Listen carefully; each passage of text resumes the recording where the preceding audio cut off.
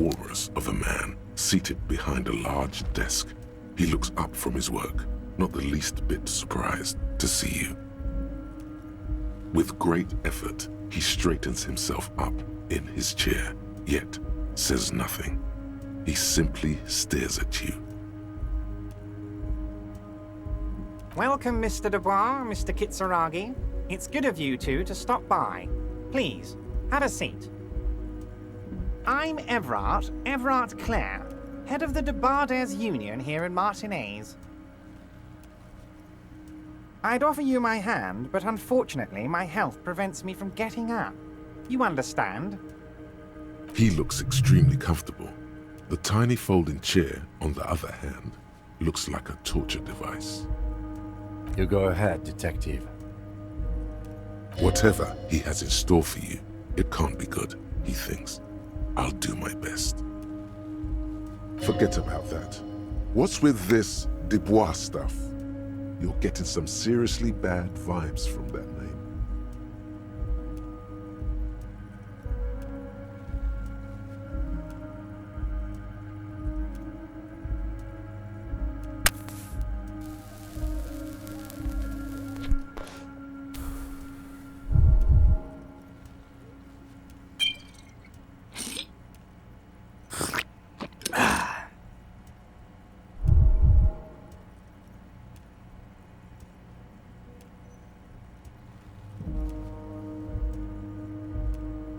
Please, Mr. Dubois, let us converse in a civilized manner, as equals. Take a seat.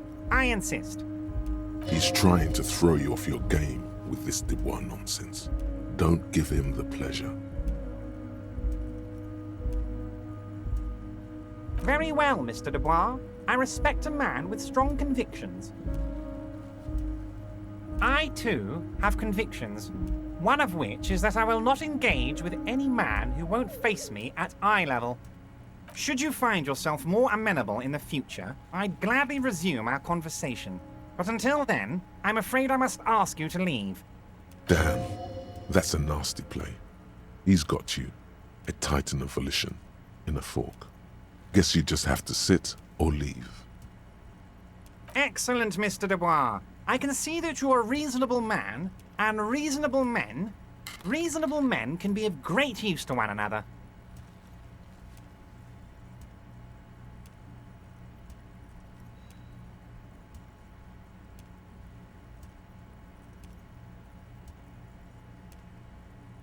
So tell me, how can the head of the Debarders Union help a representative of the Revachol Citizens Militia today? The chair you're sitting on has got to be the most uncomfortable chair in the world. It's violating your backside. Oh, by the way, I heard you got a rather rude reception from a certain Lawrence Gart. Some people have no manners, it pains me to say. This should take care of that nonsense. It should be sufficient to cover your expenses for a few days and patch over your differences with a cafeteria manager. Go ahead, take it. Wow, that's 25 real. That's good money. You need it.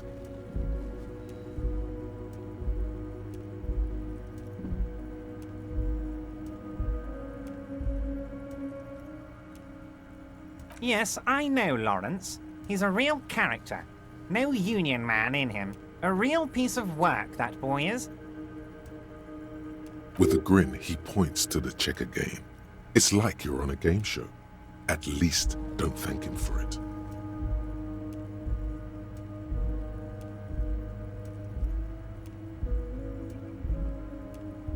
Okay. I respect a man with principles. No handouts, then. Now, I'd like to set your mind at ease about one other matter. Your lost gun. Let me assure you, Union people are on it as we speak.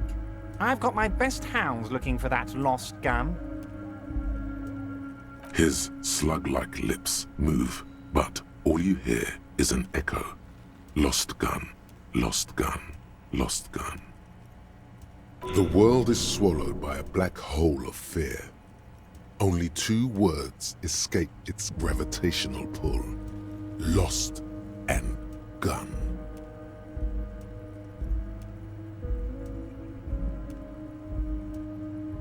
Are you all right, Harry? You say you got this, but you seem a little anxious to me. Don't be. Everything's going to be all right. It's not like you left it loaded. You didn't lose a loaded gun. Local children aren't out there playing with it right now, pointing it into their own mouths. It's in a safe place. I just know it. I have a feeling everything's going to be all right. It was loaded. There were 2 bullets in it. You always keep at least 2 barrels loaded.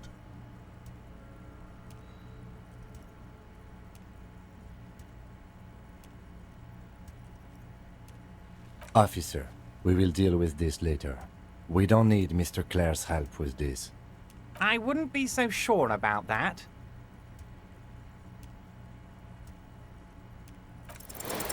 God, you're sweating. Your knee is jerking. You're about to cry, aren't you? You're about to cry because you lost your gun and those children are gonna shoot themselves with it. Mr. Dubois, you don't look so good. What is this, Mr. Dubois? He keeps repeating. What is he trying to pull here? You need to cool the fuck down. Chill. Mr. Dubois! Mr. Dubois! Harry!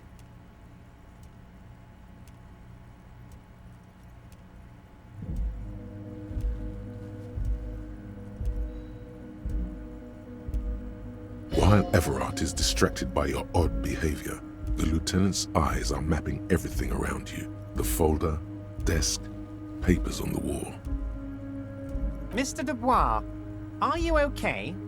Can I get you a glass of water or something? Are you having some kind of medical emergency?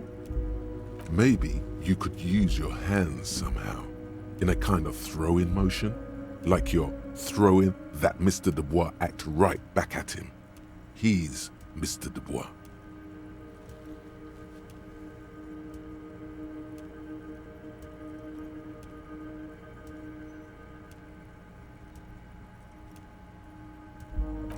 What an odd demonstration of... you got me, Harry. I don't even know what. As entertaining as it was, I'm afraid we're wasting our time. And I'm an extremely busy man, as I'm sure you are too. Okay, enough. We are here to ask you some questions pertaining to a murder investigation. Quick, here's your window. Get yourself together and ask him questions. Police officer questions. It is about time to stop embarrassing yourself. Questions will help you regain some of your lost dignity.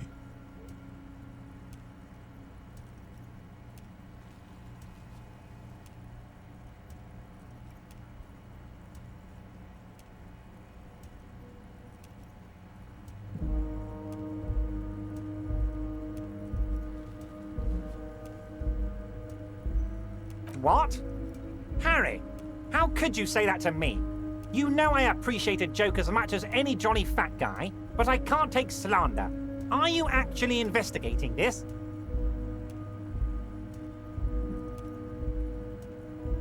Harry, you wound me, Harry, in the heart. But I trust you to put this to bed. Do what you must, and let's change the subject, shall we? He's hiding his real reaction beneath courtesy. Thank you for your understanding. We will continue to do what we must. You too, Lieutenant. You know, I like you, but you never were my favorite. I'm a Harry guy. I'm Team Harry. None taken. Did we have anything else to do here, Harry?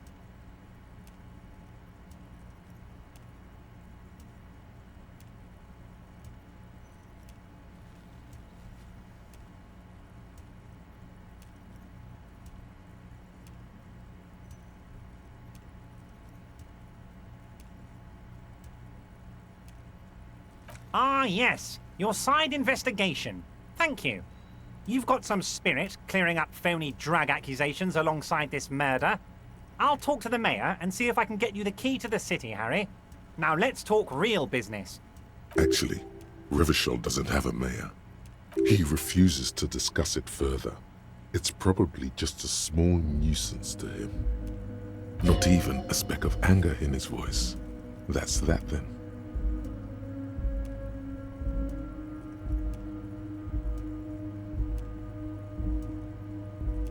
Honestly, I didn't want to bring it up, Harry. I heard you have become Measurehead's race pupil.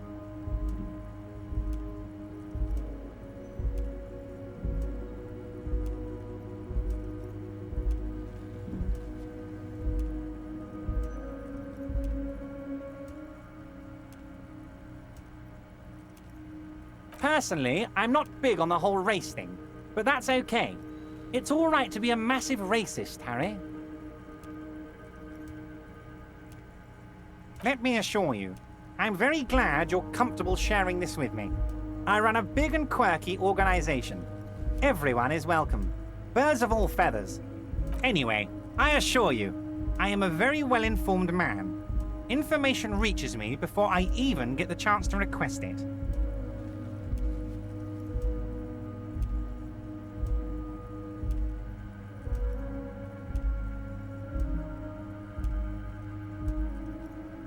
Of course. Let us dispatch with the formalities. You call me Everard, I call you Harry. That's what the hanged corpse called you. Harry. My God, so it's true. I didn't want to believe it, but you are a fantastic science fiction amnesiac cop, aren't you? What are the odds of that? I think the odds of that are very low. It might be a good idea to hide your confusion. I mean, see what his game is first.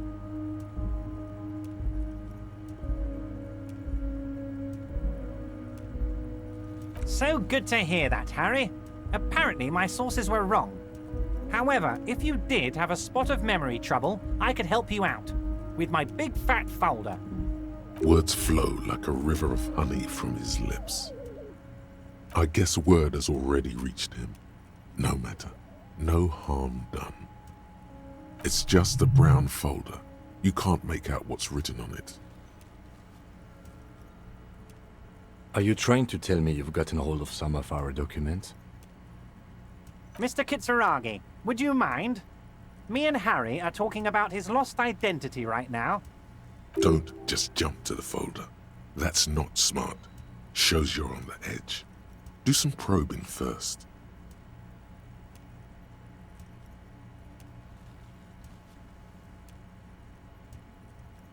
Ah, this?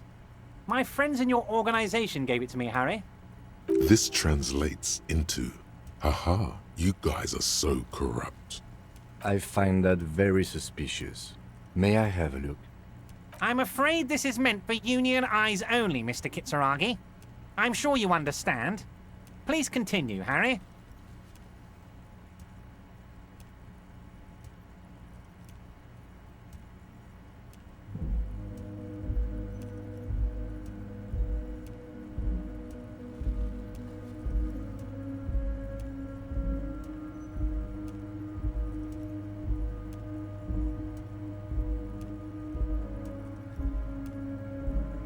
It's Harry. Harry Dubois.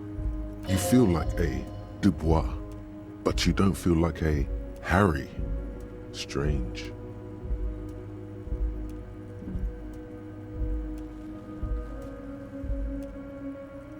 Sure, okay. You're Harold.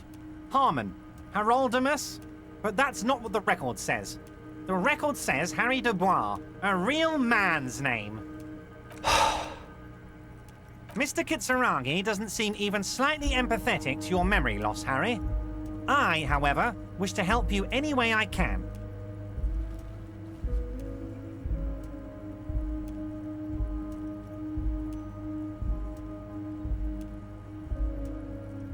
Family? Harry, you're not a family man. There's not one peep of family in here. Unless you think you're a family man, do you strike yourself as a family man, Harry? Well, yes. I'm sure you're going to make one little boy or a girl very happy and proud one day, Harry.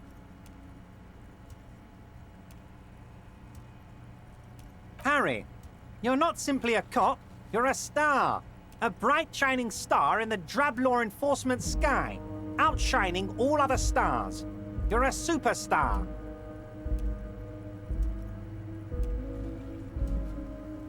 Of course I do, Harry. And I'm gonna help you shine.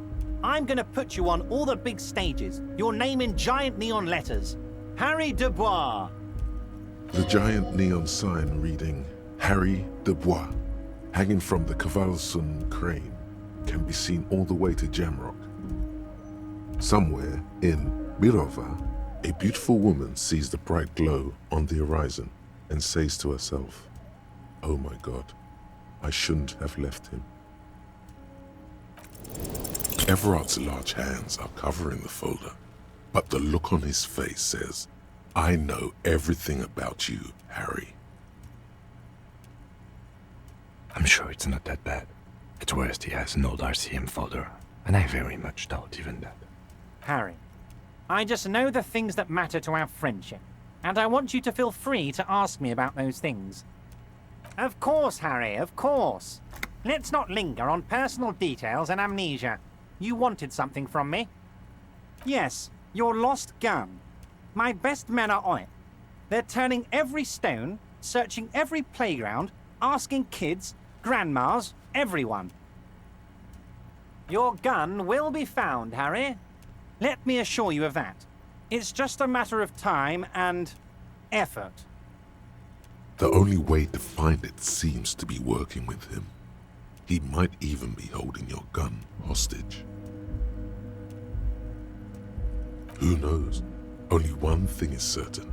If you work with him, you're going to get it back. And working with him might be the only way to do it.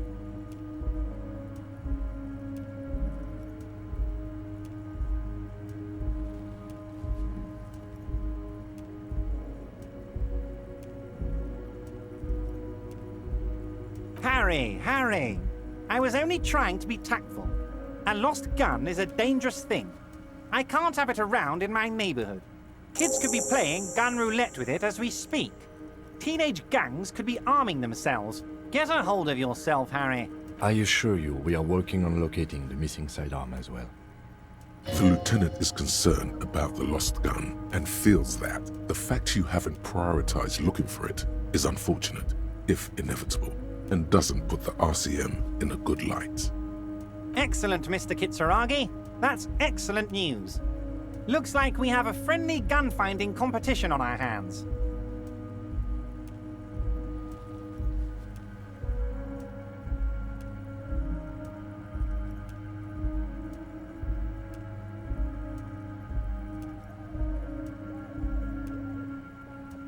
My dear Harry, there are literally millions of containers in this harbor. I couldn't possibly remember what's in all of them. Harry, you smooth-talking son of a bitch. Time is a precious resource, and I don't have enough of it to count containers with you. Smooth talking. Maybe that's the way to go about opening the container. You should at least try convincing it.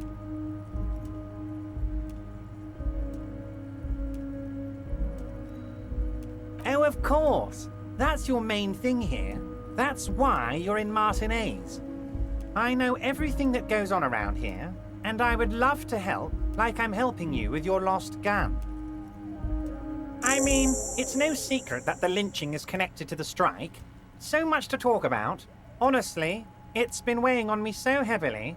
I understand you need to interview me. But there's a thing that's been keeping me up at night. I want to talk about the hanging. I mean, if we could just calmly talk, exchange information, we could blow this thing wide open. Yes, that sounds good. Let's do that. But I can't think straight with this thing weighing on me. You're police officers, aren't you? I have a crazy idea. You guys are basically door-opening machines, incredibly talented at opening doors.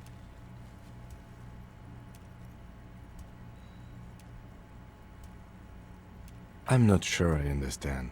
If you're asking us to break down someone's door, it's not going to happen. Come now. I just need you to go open a little door for me, and leave it unlocked. A simple thing. Absolutely nothing shady about it. The stars aligned into a cosmic frown here. He has your fate decided.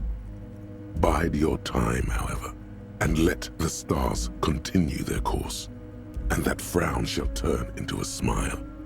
Only if you play along.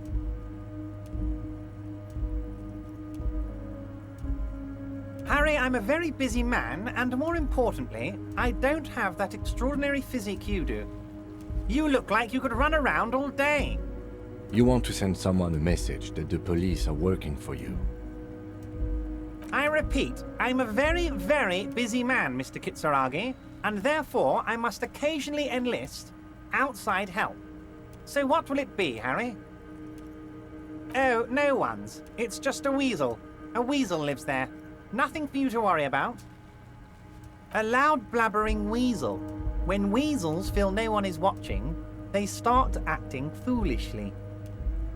Just go there, unlock the door, and leave it open. It's been such a burden on me, Harry. I just want this to be over so I can discuss business with you. Harry, my dear friend, I am what people call a local bigwig. I know everything that goes on in Martinez. Fantastic, my friend.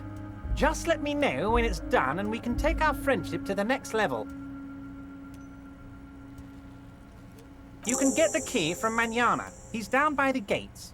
Manana's like a free agent in the Union. Special operations. Hardened socialist. A real free thinker too. He'll tell you precisely where the door is. One last thing, Harry.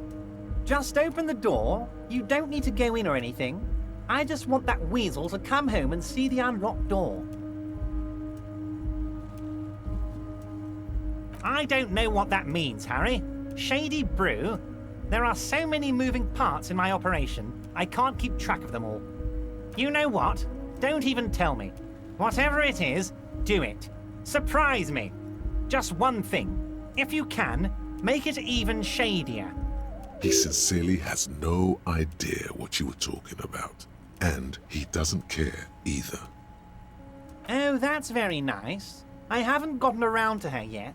I'm very, very busy, you see. I hope you're getting along. One thing I want to make very clear, Harry, is that this is not some kind of union versus corporation situation. Everyone is just pals here. We're all trying to do what's best for Martinez. Don't feel like you can't cooperate with her because you and I are such good friends and I'm helping you find your lost gun. I'm not a jealous guy.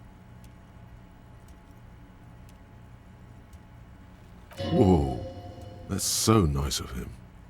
Suspiciously nice.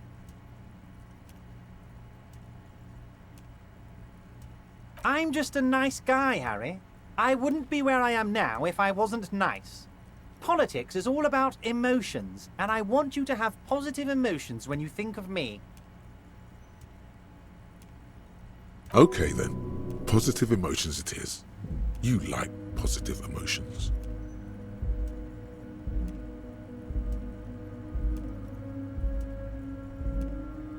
What do you mean, Harry? Nothing. I let him go.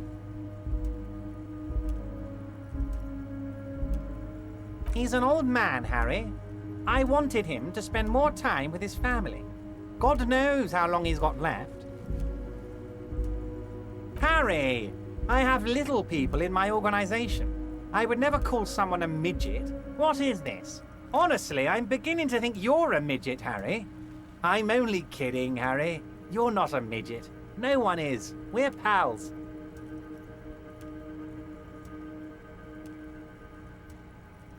Vanished? Harry, the woman left her casserole in the oven and couldn't make it here in time for the voting. Oh, did I leave my casserole on? Better go home and check. The election can wait. When she got back, the whole thing was over. Wait, there was no mention of a casserole from Joyce. Harry, Harry, Harry. Do not fixate on this little matter. Maybe it was a rabbit stew, or a hairdryer, or an iron. The point is, her heart wasn't in it. Mine was. That much is true. His heart truly truly is in it, though you wouldn't think so by looking at him. This particular brand of humor he has, it makes for a fine distraction. If it's spilled blood you're looking for, then there certainly isn't any in his expression or demeanor now.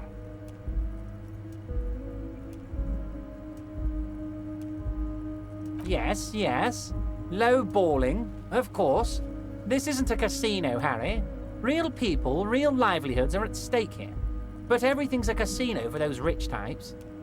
His expression makes it clear. This is childish and irresponsible behavior.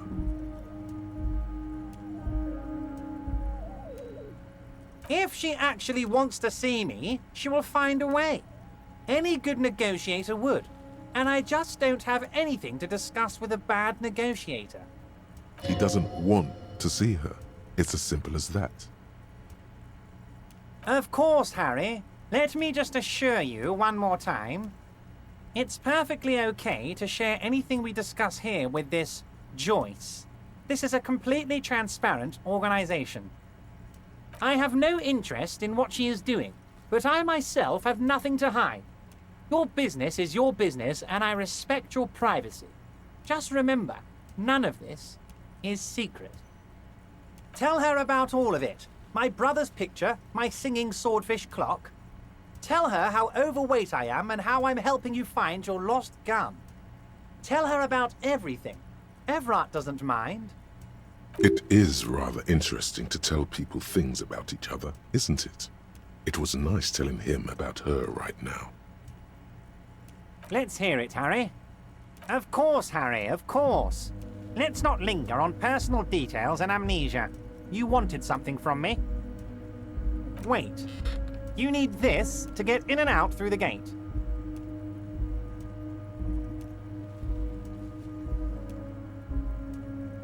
Here, you're one of us now. A real red and white union man. Take care, Harry.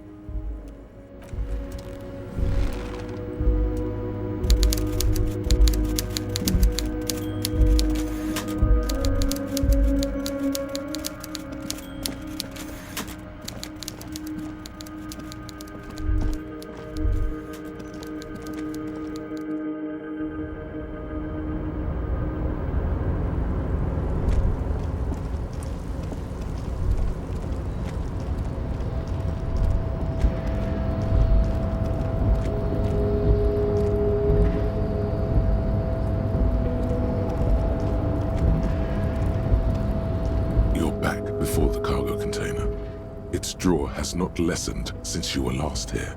If anything, it's...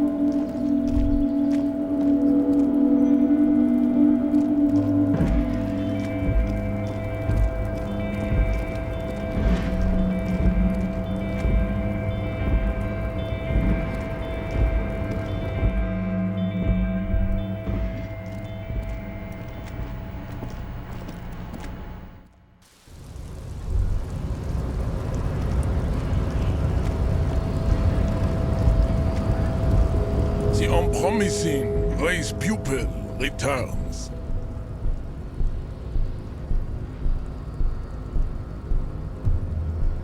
I think this racist is better than the last. But the next racist will be the really good one. That will be the... There always is. Race is reality.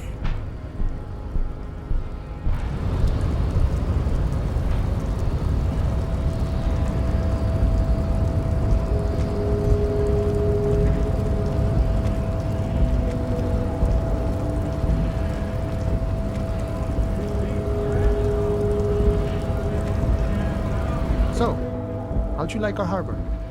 You've been in there, he means. Talked to the boss man too, probably.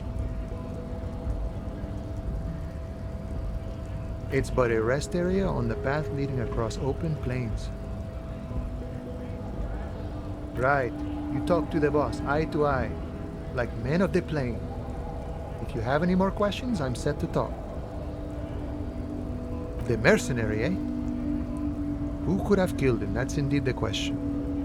Why even do such a thing?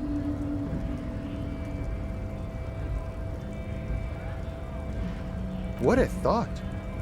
Why would noble workers resort to such a thing? Unless they were pushed, of course. Your dead guy was an enemy combatant. He was an agent of the opposition, attempting to undermine our honorable efforts. I ain't the murdering type, but that's just me. Large organizations like our union have all sorts of men, with all sorts of skills. Understood. This has been of limited use. Still, thank you. No problem. I wish the best to you in your search. A key, huh? What door is this key supposed to open?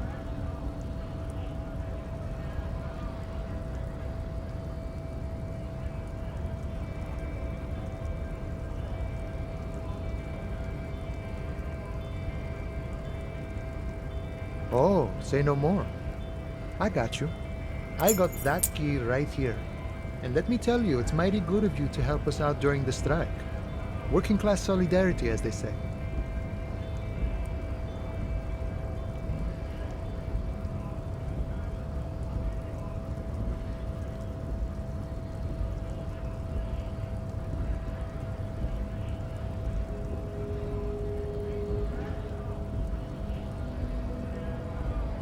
Polar weasel? Oh, I know what you mean. I'm pretty sure he's actually Occidental, though. So you're gonna be committing fratricide, my racist friend. What you're looking for is a basement door behind the greenhouse. That's behind the wailing in rags. That's all I know. Our organization is what you call compartmentalized. Means we keep out of each other's business. Okay, but where did you get the key from? The janitor gave it to me. Nice fella. We talked about life and things that really, truly matter. None of this mess we're in. This jiving and juggling. What's it for? To feed our children, I guess. I'm more of a philosophical dock worker. I like to talk about the big picture stuff. Who I am, who you are, what we are fighting for. He means he's not going to tell you cause he doesn't know. But he will shoot his mouth off with you now that you're working for Everard. Who he is and what they're fighting for? This is interesting. We're negotiating our share. Aye.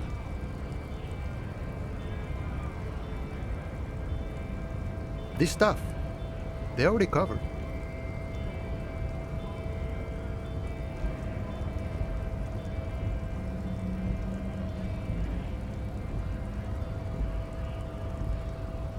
Never grateful. Were we ever grateful, we'd have nothing.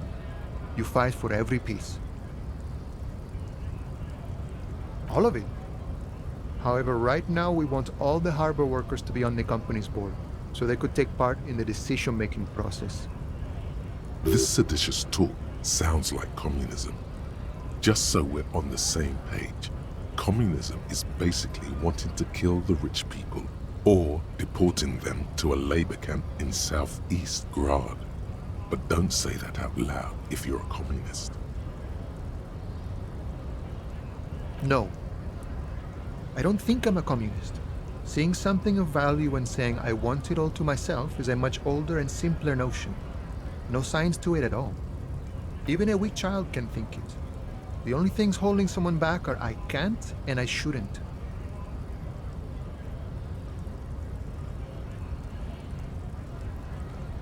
Then how can anything ever be mine? But that's okay. We don't have to agree. The prairie is wide enough for all of us.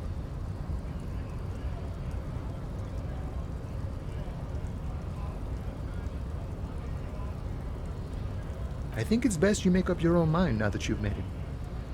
In my eyes, he is a capable organizer and a decent businessman. I guess you kind of get to be the village chief. He oversees the harbor, makes deals with the owners or other relevant parties, watches out for his own. By that, you mean corruption? By heavens, why would he not be corrupt? We live in a harsh and disordered world, see? And in this world, the old man is corrupt for our benefit, and we know it. Appreciate it even. He is, personally, not too lavish.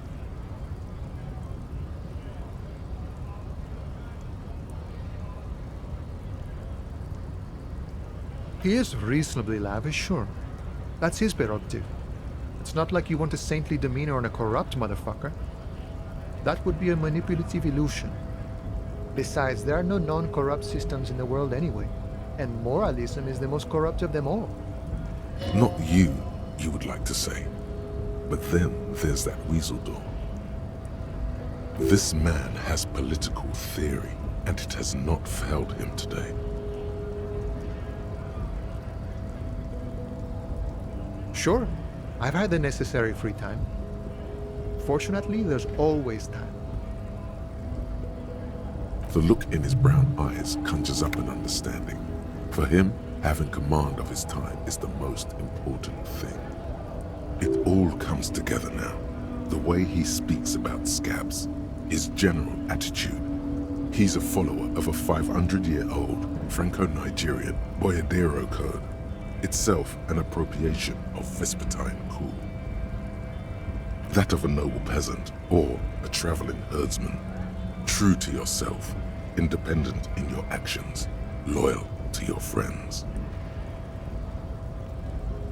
No. No. The man sits on the railing, his hands reaching far and wide, yet it feels as if he could, effortlessly, go even wider, if need be, an endless torrent of time. Los Ardis? They're an independent militant group. A bit too high-strung, but it comes with the responsibility. They're sort of like you. Preserve the rule of law and all that. Except it's Everard's law. But really, they're just like you. Is he actually comparing you, an officer of the law, to some neighborhood vigilantes? Come on, he's just trying to keep the peace.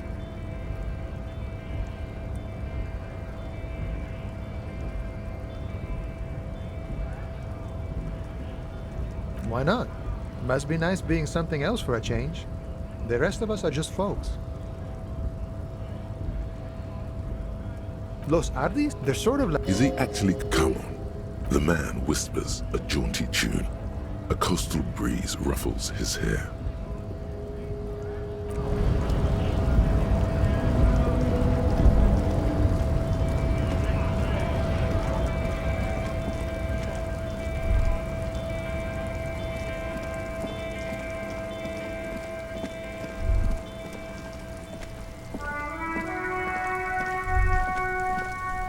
All around you, rain falls on the great city of Revachol.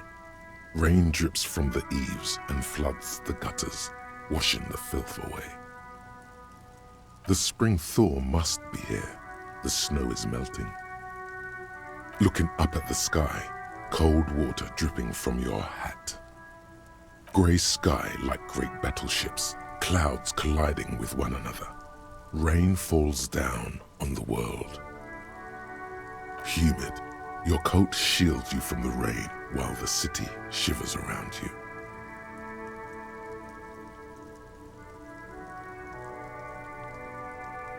Sheets of rain over the water, a flight of stairs leading into the ocean. Wave after wave washing the coast of Martinaise, with its motorboats and gently swaying reeds. The ruins of a half-sunken sea fort crumble on an inlet beyond the Bay of Revachol. Ghosts rise into the sky. The skyscrapers of La Delta, the financial district. Faint golden light seeps from the office windows. Will you ever go there? No. You are just one of the hundreds of thousands who watch them rise across the bay from Martinaise every day. urban coastline, rain dripping off Eternite-covered roofs, cinder blocks left over from half-finished construction, a defunct research and development building once seized by revolutionaries. An old wooden church stands on stilts above the water. Coal City, end of all lines. Your hair is an oily mess flecked with ash from neighboring coal plants. Smokestacks rise somewhere in the distance. The great gates of the industrial harbor are locked. A chill runs down your back. You shudder like an animal trying to shake water from its hide.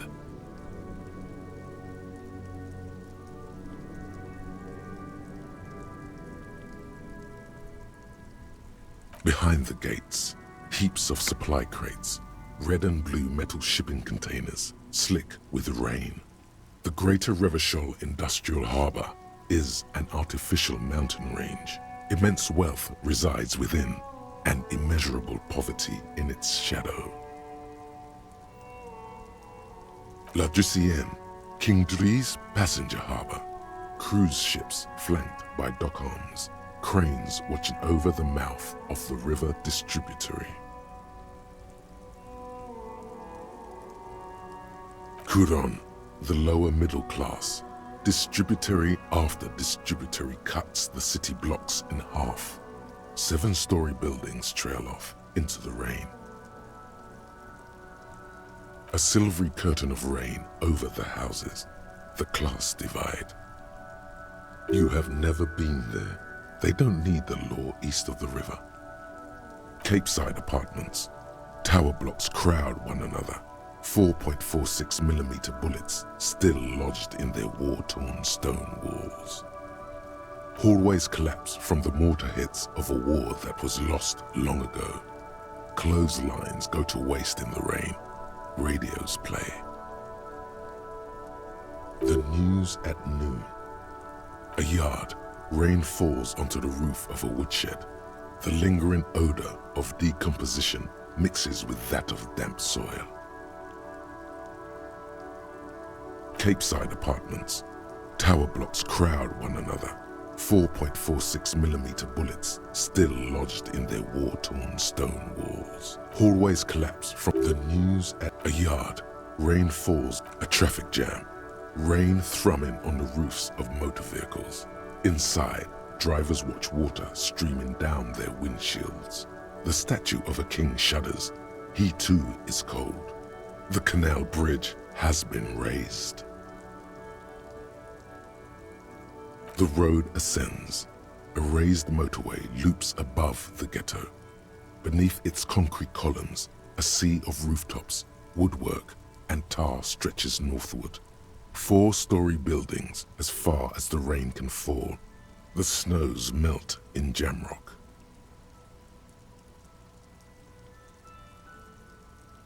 Have a brother in the cut. Where the wood at?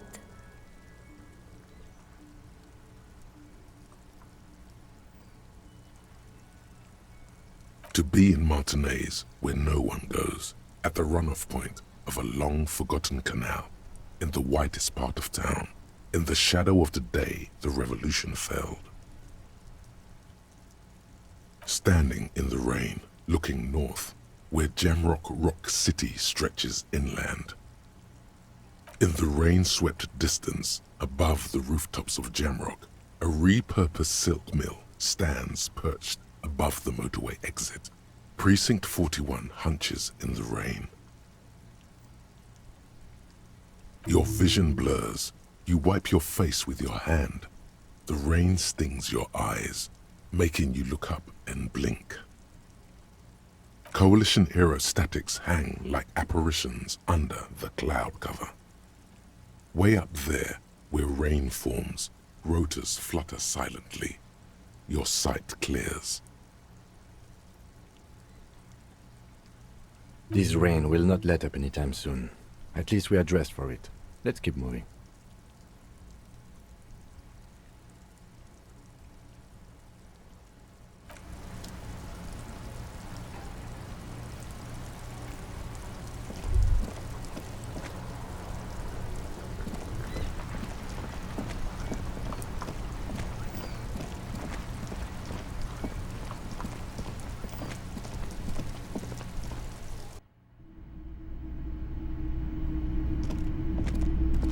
Hello, hello.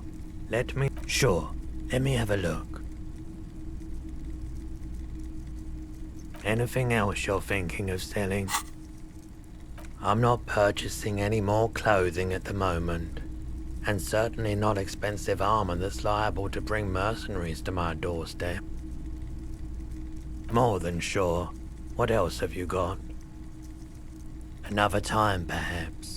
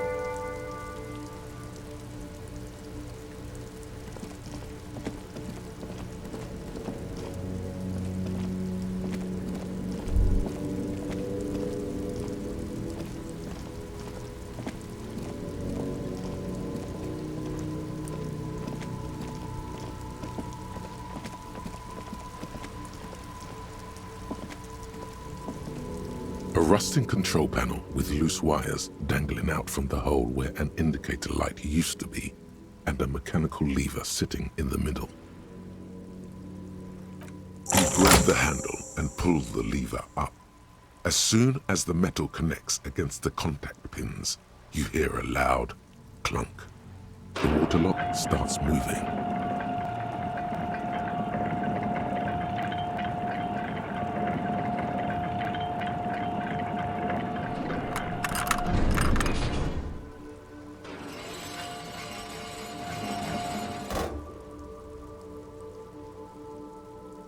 Okay, if we ever need to get to the coast, then this is the way. But please, contain your wanderlust for now. I don't want us to get sidetracked, not with everything that's going on. Focus on one thing, achieve it, then the next, he thinks. That's the task chain.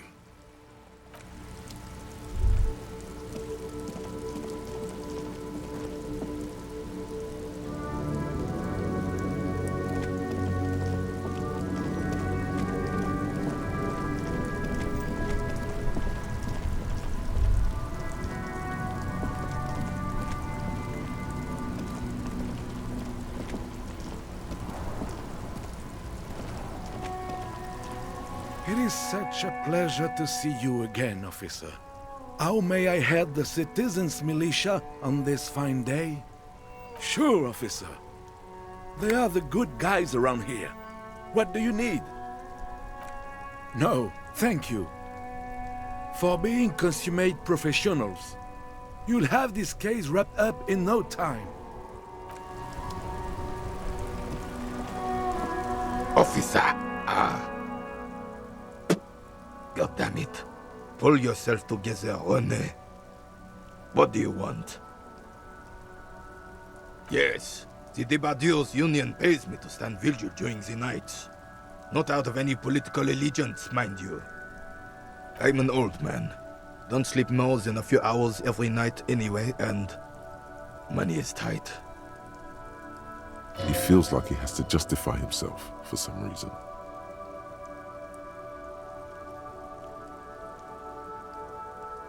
Yes, it does. Unfortunately, I wasn't working that night. Been on a 2-week leave since last Monday. It's a private matter. Nothing to do with your investigation. You see, officer, René is the kind of man who'd rather die than admit he needs medical assistance or God forbid, sick it. A real man's man is just gonna ride it out. I'm fine, goddammit. Mind your own business.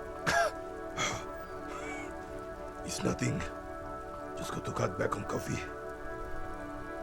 No one.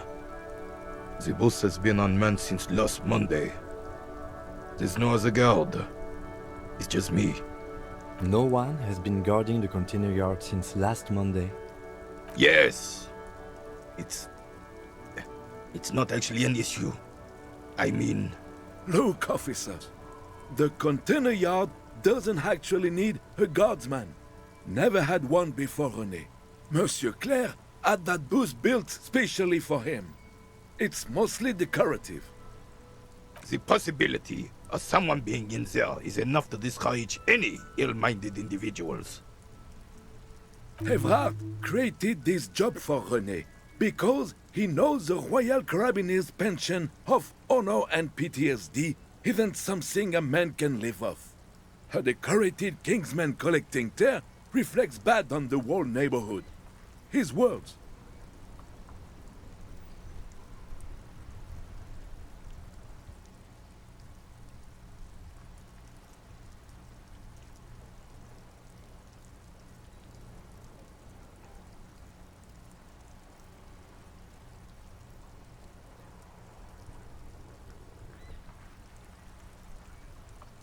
Oh, I didn't mean to imply there's something wrong with that. I do it too. Everyone does it. It's an excellent side thing. Yes, yes, yes. Can we conclude the topic of my guard booth now? He is not going to become an entrepreneur. She is nobody. This is none of your concern, and I refuse to discuss my private affairs with the RCM. The lady is Jeanne-Marie Beaulieu, and she sure as hell wasn't a nobody. Yes, yes. Like I said, I would be up anyway, so might as well keep an eye out. It keeps my senses sharp.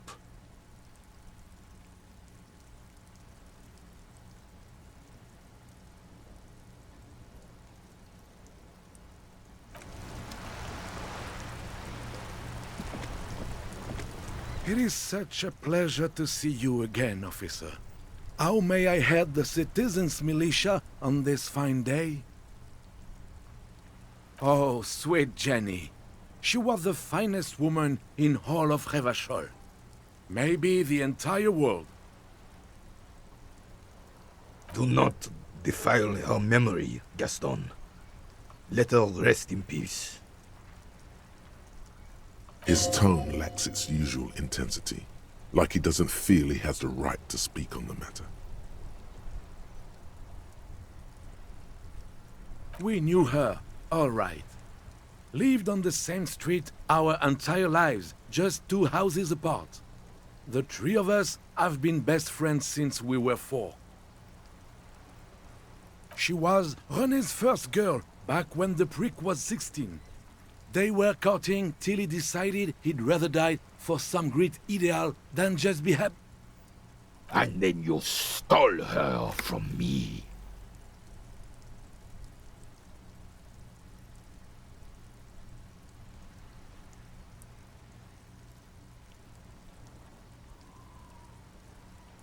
Oh, officer. It already got ugly nearly 80 years ago when the 3 of us were just learning to walk and talk. You stole her from me. Well, technically, you stole her from me, because we'd been pretty close ever since you two had that falling out over the ink you spilled over her pretty yellow dress. We were just boys then. This was different. You... No point starting this all over again. For the 1000th and the first time. Especially when we have company. Officer. She died of pneumonia 2 winters ago. It was a quiet passage. Peaceful. René and I were both by her bedside when she... Died. No use sugarcoating it. Won't bring her back. Will it now? departed. Until the very end she couldn't decide between us. The most indecisive woman I've ever met. She could never make up her mind about anything. What to have for breakfast, favorite color, or which one of us to marry. She was always leaving one of us for the other, but never long enough to actually get married. Heck, technically, we're both still engaged to her. You always confused her. Couldn't let us be happy. Seduced her with your fancy words and pastries. He suddenly remembers you are still there, falls silent, and turns away. Of course, officer. Memories are all we have left. Sweet, sweet Jenny. Ask away, officer. I knew her all my life. Of course, officer.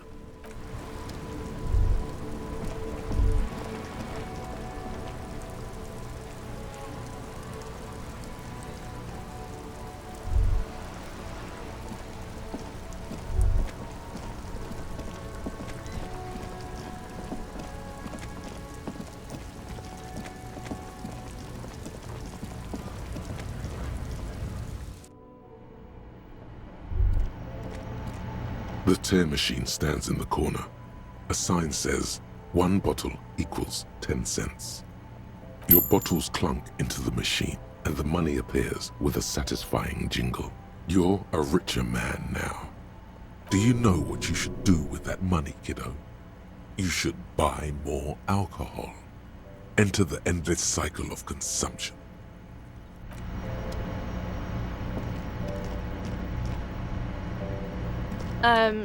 Is this about the questions again? Because I don't really know anything. A colorful display of cigarettes and alcohol bottles line the shop wall, inviting you closer.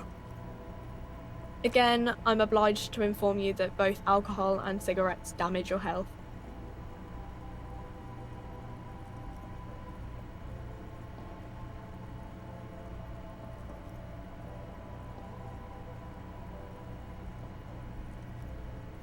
Here you go, mister.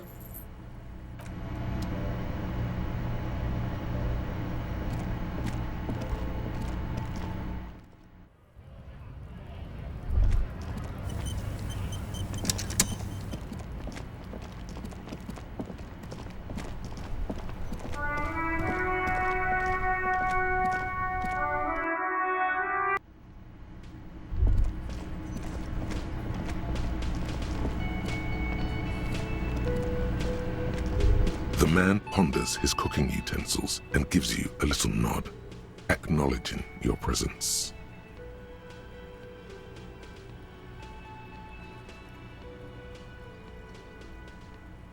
The mention of mañana gets his attention. He smiles and delivers a whole slew of unfamiliar words and lively gestures. Then he falls silent again. They're friends? The man says a couple of sentences in that strange language of his and then seems to wait for you to speak. I'm pretty sure he asked you a question. He doesn't know your language. You can just say something cool in return.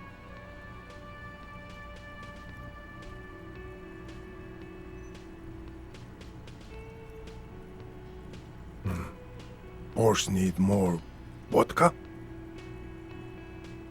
Okay, so it's vodka that keeps the men happy and in good spirits. Clever move by the Union. Of course, vodka. Now that makes a very, very special borscht indeed. Turn it up and then ask for some yourself. Turning it up seems like a dangerous idea, honestly. The place is a powder keg.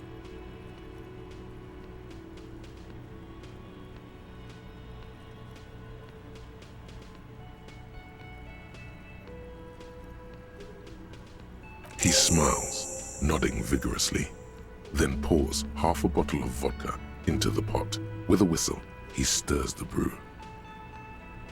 He smiles and nods enthusiastically, and, chattering away in his language, ladles some brew into a small thermal cup, then hands it to you. Speak Revacholian?